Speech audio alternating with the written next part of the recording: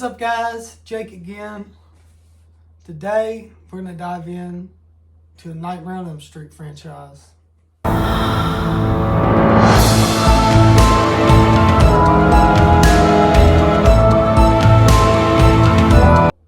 Before we get started on this ranking, I just want to say this is my ranking and how I feel about these movies in the franchise. And, Nightmare on Elm Street is definitely one of the big three.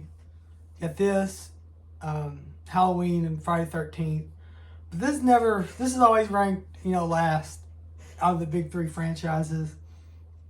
But going back and giving some of these that I haven't seen in a while a watch, I come out liking the series a lot more than I remember liking. I like a lot more of them than I thought I did at one point in time. But yeah, let's go ahead and get this started. Coming in at number 9 on my Nightmare on Elm Street ranking is, of course, Nightmare on Elm Street 2010, the remake. I didn't see this in theaters because I was totally against it. Came out on DVD at the time, Blu-ray, whatever it was. Bought it, hated it instantly. And then, going back and watching it for this, it wasn't as bad as I remember it being, but it's still bad,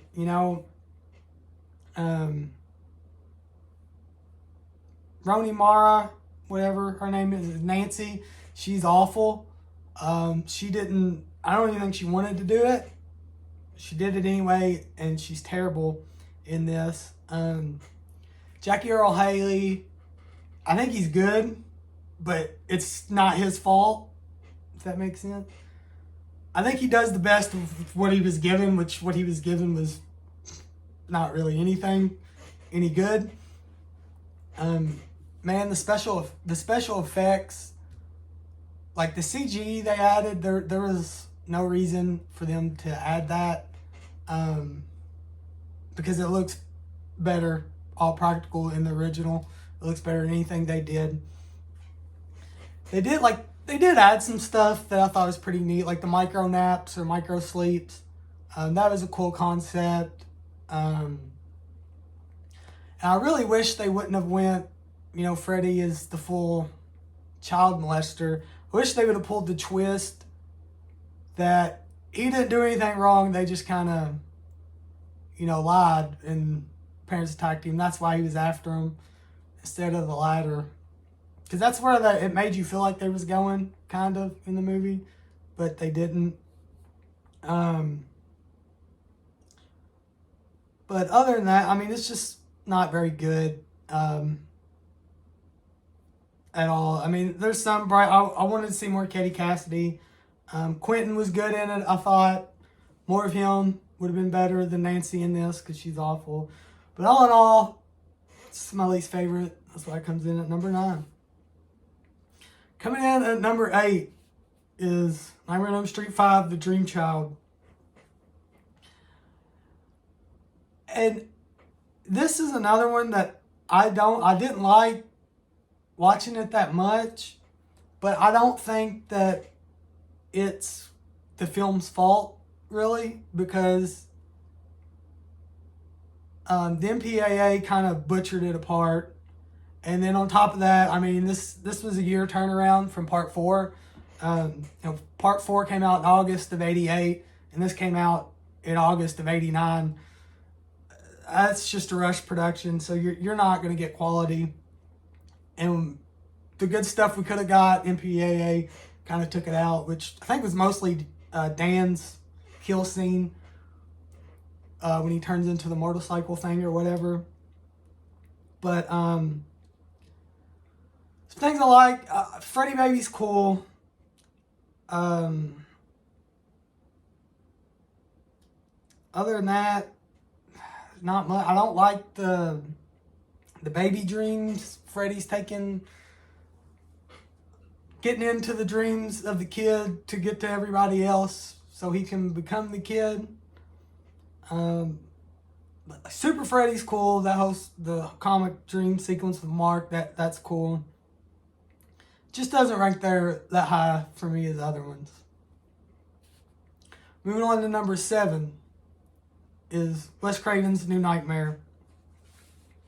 Now, I think there's really been some newfound love for this film here in the past, 5 or so years.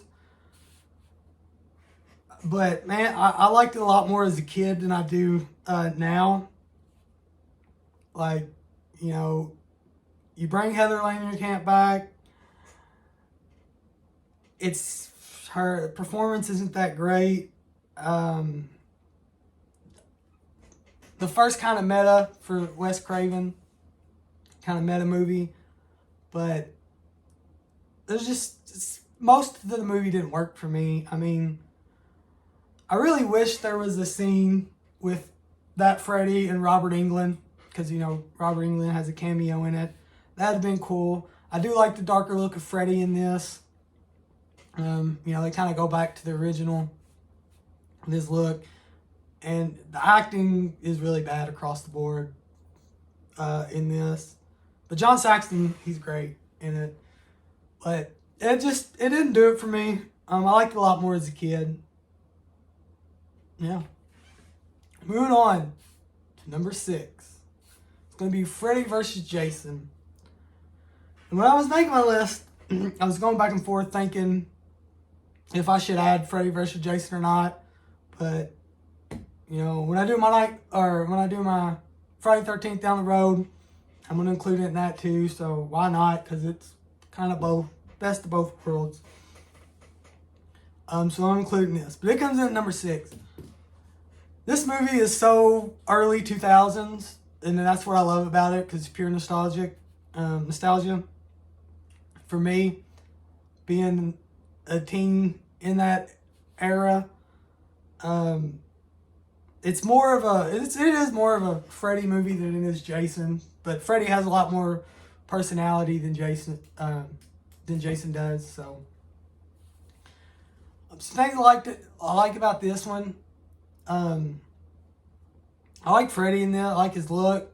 He's kind of back to dark, but he's got them one-liners to Jason.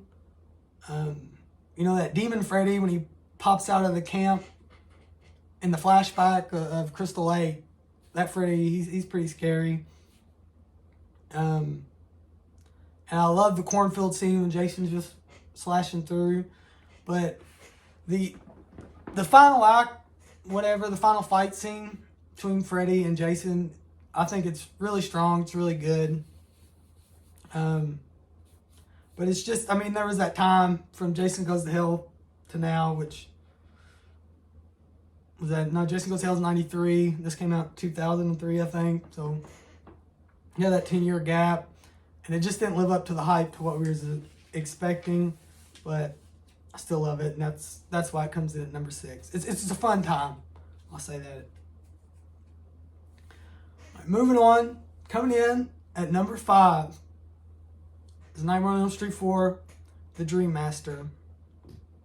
Now, this is where I'll take that back. I don't really hate any of these besides the remake. Dream Child, it's hit or miss, take it or leave it. But moving from this point, from really Freddy vs. Jason on, I love all these movies. And The Dream Master, it's a fun movie. After the success of Dream Warriors, where you get more comedic Freddy comes over to Dream Master, and it introduces, you get Alice,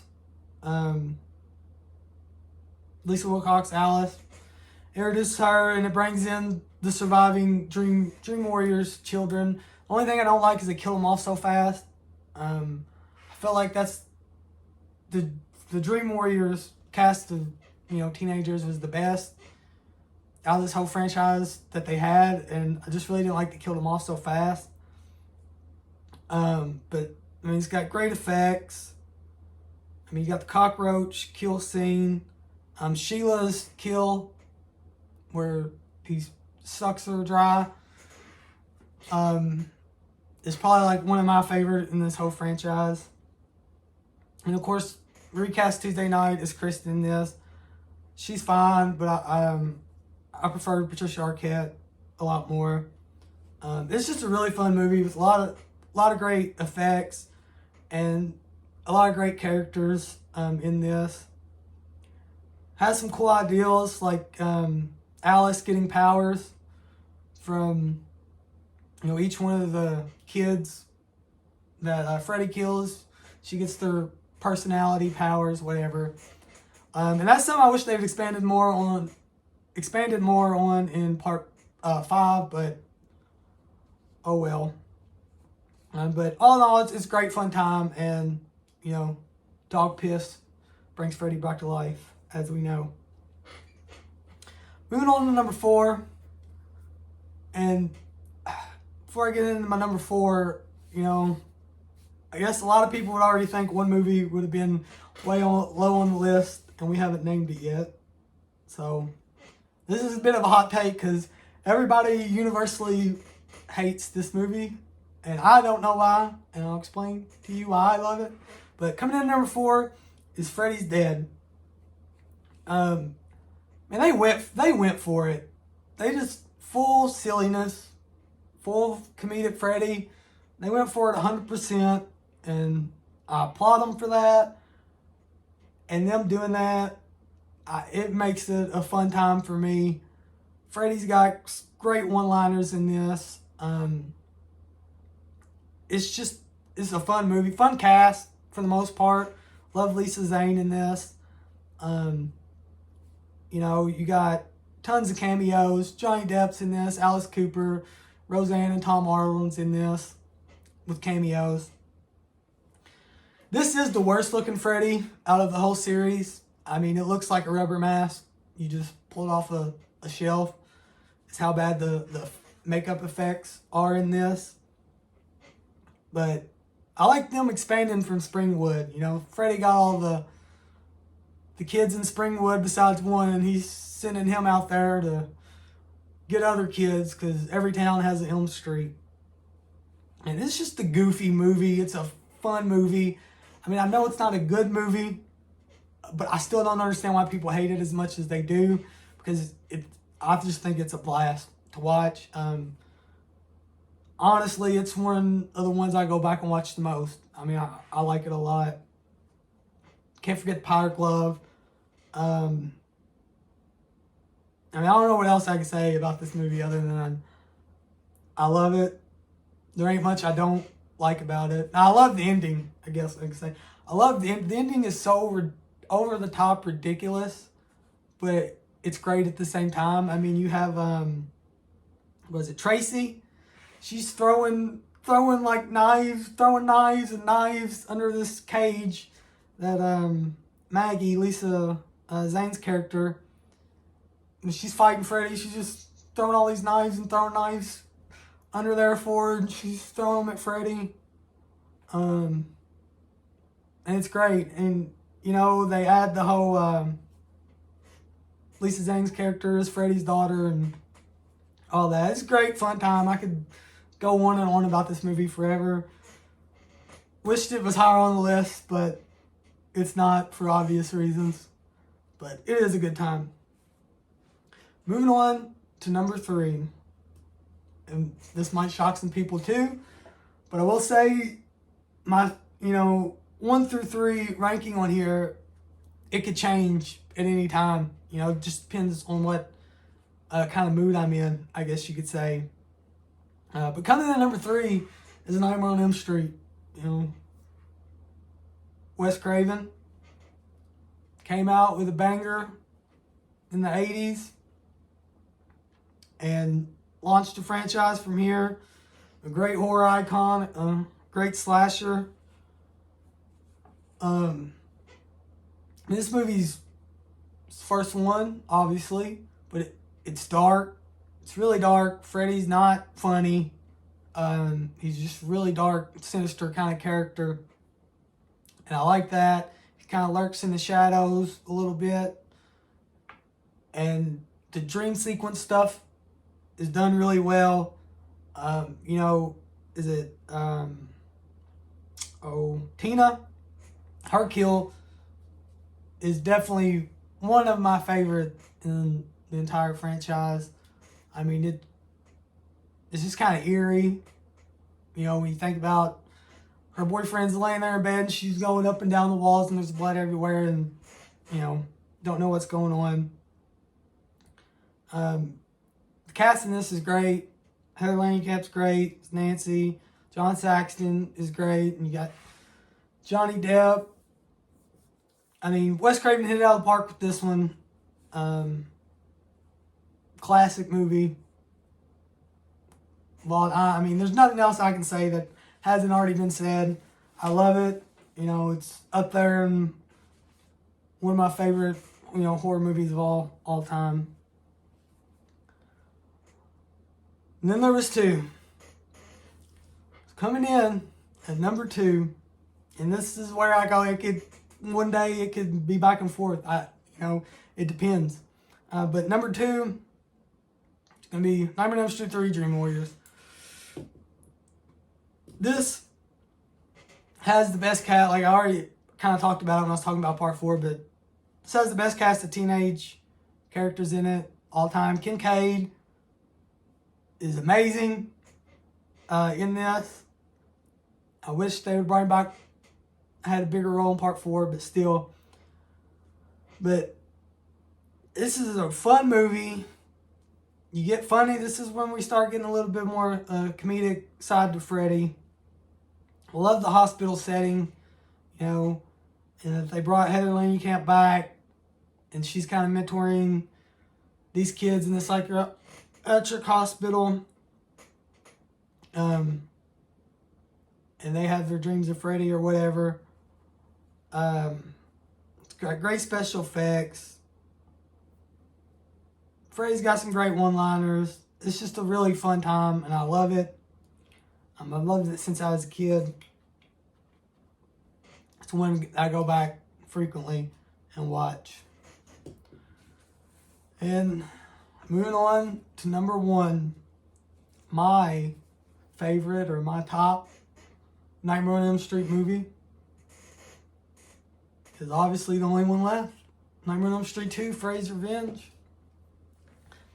I love this movie, and I'm glad that this movie is starting to get more of a following and appreciation for this movie. I felt like, 10 years ago or so, nobody liked it. Everybody wrote it off. It's the gay Freddy movie, whatever.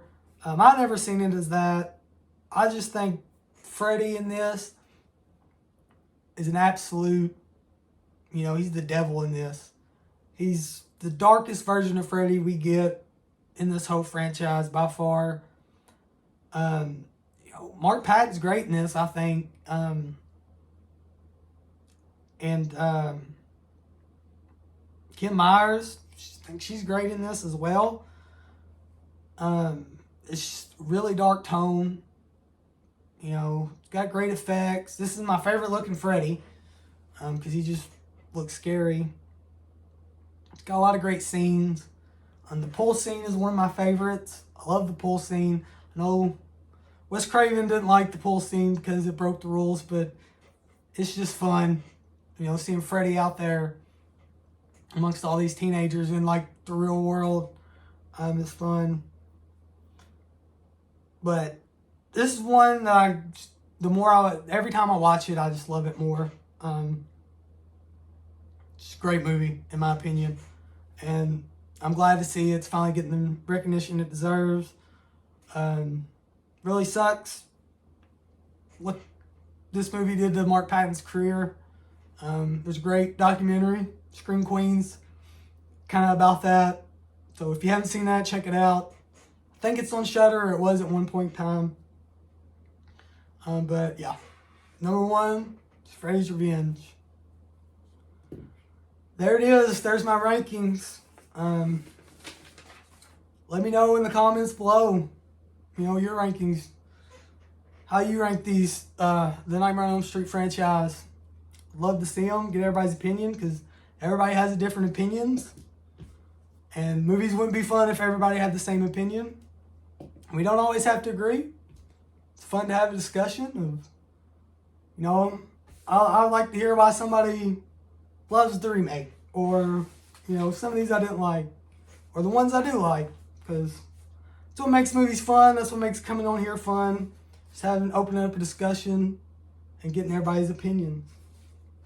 But it's going to be it. Till next time.